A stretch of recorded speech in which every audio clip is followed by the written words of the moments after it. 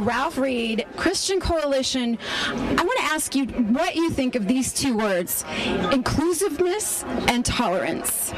Well, I think that those are good words for us to talk about, but I think it depends on your definition. I'm an old high school debater, and you have to define your terms. Inclusion means that you don't have to agree with me on everything to be in the ranks of our movement. Ronald Reagan used to say an 80% friend is not a 20% enemy. So I'm somebody who's a social conservative, economic conservative, and a national security conservative. There are people in the movement and in the party who disagree with me on some of those issues, but they're not excluded because of that. I think in terms of tolerance... But don't they exclude us if we don't agree with them? Sometimes they do, but I think you just keep charging. I've been mobilizing evangelicals and pro-life Roman Catholics for a quarter of a century, and they produced over half of all the votes the Republican Party got in 2012. So I don't think they're going anywhere, and I think any attempt to make them go somewhere is a failed errand. It's a fool's errand. In terms of tolerance, look, our country is built on the idea that you can come to our country of any ethnic or national background, any faith or no faith at all, and you're going to be welcome. But we still have certain values that we hold up as cherished and foundational to our society and to our civilization. So what makes America great is we have certain founding principles that we believe in, but we allow for people who don't agree with those principles to come here. Tolerance doesn't mean I don't have any principles and I don't have any values. It means I have principles and values, but people can disagree with them if they want. Politics in the pulpit. Yeah. What is your stance on that? Well, my stance on that is I don't encourage and am not looking for a church where a pastor or a priest gets up in the pulpit and tells me who to vote for. I don't need somebody campaigning from the pulpit. What I do want pastors and churches and priests and rabbis and others to do is make sure that everybody in their faith community is registered to vote. Every single one of them is informed and educated on where the candidates stand on the key issues, and every one of them goes to the polls. I think that's just simply good civic responsibility, and I think it's biblical. I think the Bible makes it clear that we're citizens of heaven, but we're also citizens here on earth. We're supposed to pay taxes, participate, and make our views known. So I don't need somebody to advocate a party or a politician, but I do want them to make sure that the members of their congregation are registered to vote, informed, and go to the polls. Because that is a two-way street, folks. If you don't want them to preach, tell you to vote for Obama or tell you to vote for the next Democrat, then you also don't want them to tell you to vote for a Republican. And speaking of the two parties, yeah. I love what I'm going to let you say what you just called them in this last panel. I thought it was brilliant. Well, I don't know that I'll say it into the internet, but my point is that he's not real happy with either party right now, and I don't blame you. No, I'm not, and I think particularly where Obama staked out his case on the religious charity mandate, on the definition of marriage, and a lot of other issues, he sort of made it clear that he wasn't really very welcoming of conservative people of faith in his campaign in 2012.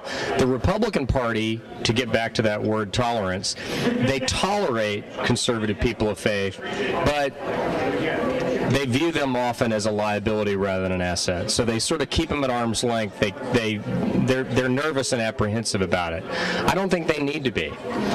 The fact of the matter is that those who hold to the values of limited government, individual responsibility, faith in God, the centrality of family and marriage, those values are the values that beat in the heart and give meaning to the souls of millions of Americans, even if they wouldn't self-identify as evangelical or Orthodox Jew or faithful Catholic.